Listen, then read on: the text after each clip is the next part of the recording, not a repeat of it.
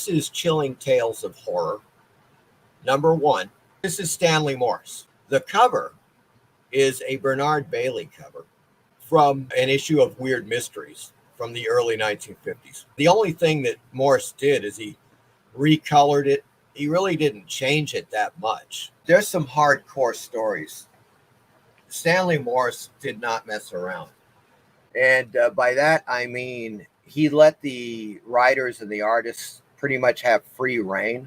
He said, look, do whatever you want to do as long as it makes me money. That was the Stanley Morse theme. Okay, folks. And in a way, that's the greatest thing you could possibly do. Because if you're going to make horror stories, they've got to be horrifying, right? They got to be scary. They've got to be disturbing in some way, or, something. I Killed Mary. This story is one of those. It's going to be in the next Splash of Horror. Just a reminder, folks, my new book, Splash of Horror, all about pre-code horror comic book splash pages, is now on sale. 64 pages of gruesome splash page goodness is waiting for you in Splash of Horror. Links to purchase the book are in the description. And this is Chilling Tales of Horror number 2. Now, I recognize that once again. It's another great Bernard Bailey cover. One of the most insane Bernard Bailey covers I've ever seen in my life. Originally, it was from Weird Mysteries number 4, from Stanley Morse, of course. And you got the classic dagger through the skull, and then this ant creature that kind of looks like a Xanthi misfit coming out of the skull's mouth. Another one of my favorite pre-code artists. And of course, if you're not aware, Bernard Bailey co-created The Spectre, I believe with Jerry Siegel back in 1939. So there you go.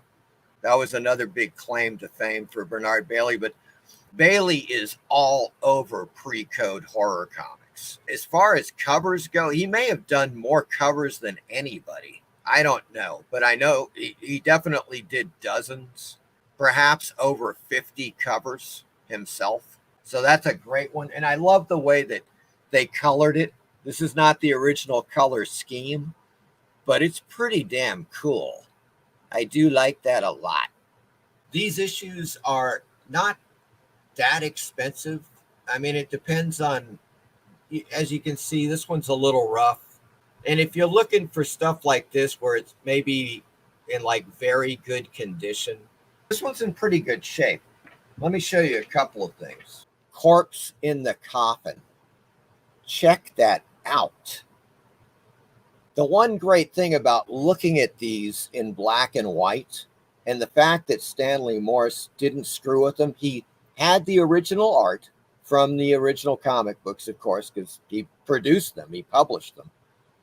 He just simply reprinted them in black and white with incredible clarity. As far as I'm concerned, that's the advantage. With doing Splash of Horror, I can go back to these issues of Shock and Chilling Tales of Horror and Stark Terror, for example, and get the reproductions that are already sharp as a tack. They're just amazing, and put them in Splash of Horror. That's the idea. And so what you end up getting in my groovy little comic book here, The Gossips and Artist of Evil. Now, the Gossip splash page is interesting because, as you can see, it's not particularly gruesome. But the story, The Gossips, is one of the greatest pre-code horror stories I've ever read. It deals with those, you can see at the bottom, those 3 old women that are all sisters, and they're horrible gossips. They gossip about everybody. That's kind of a big reason why I put it in. I mean, I love that splash page because it's a woman on top of a bridge and she's about to jump in and kill herself. There's a lot of mood in it, something rather poignant about it. I'm just going to try to bring in Artist of Evil. which is another really groovy as hell splash page.